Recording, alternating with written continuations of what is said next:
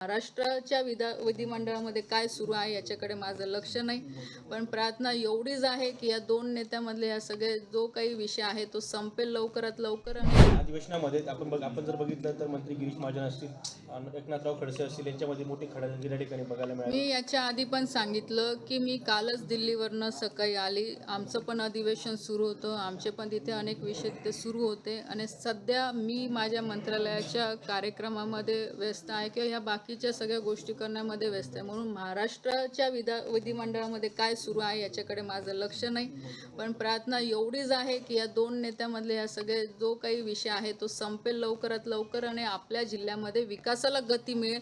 कारण की आता म्हणजे आमच्या पक्षाचं म्हणते, आमच्या महायुतीच्या सगळ्या पदाधिकाऱ्यांचं आमचं भाग्य आहे की आज आम्हाला जिल्ह्याला मंत्री जे आहे, आज 2 कॅबिनेट मंत्रीपद इथे, 3 कॅबिनेट मंत्रीपद इथे आलेले आहे. माझ्यासहित 4 मंत्री जिल्ह्यात झालेले आहे.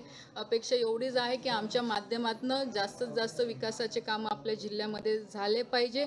लोकांच्या ज्या काही आमच्याकडनं अपेक्षा आहेत त्या आम्हाला पूर्ण करता आल्या पाहिजे. म्हणून त्याच्याकडे जर आपण सगळ्यांनी, तुम्हीसुद्धा माझ्यासहित तुम्हीसुद्धा जर त्याच विषयांकडे जास्त लक्ष दिलं तर मला असं वाटतं लोक आपल्याकडनं समजतील. दोघं नेते आपल्यासाठी आदरणीय आहे. मागच्या काळात तुम्ही बोलला होता की या दोघं नेत्यांमधील दरी जी आहे मी ती दूर करण्याचा प्रयत्न करेल, पुन्हा एकदा प्रयत्न करणार का?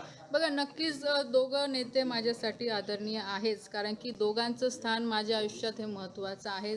आज खडसेसाहेब घरातले व्यक्ती आहे. गिरीश भाऊंनी नेहमी मुलगी म्हणून माझ्याकडे बघितलं, म्हणजे मला सांभाळलेलं आहे. आज आमचे ते नेते आहे. माझा मुलगी म्हणून प्रयत्न हाच राहील की हे विषय कुठे ना कुठे बंद झाले पाहिजे आणि जिल्ह्याच्या विकासासाठी सगळ्या नेत्यांनी एकत्र येऊन काम केलं पाहिजे.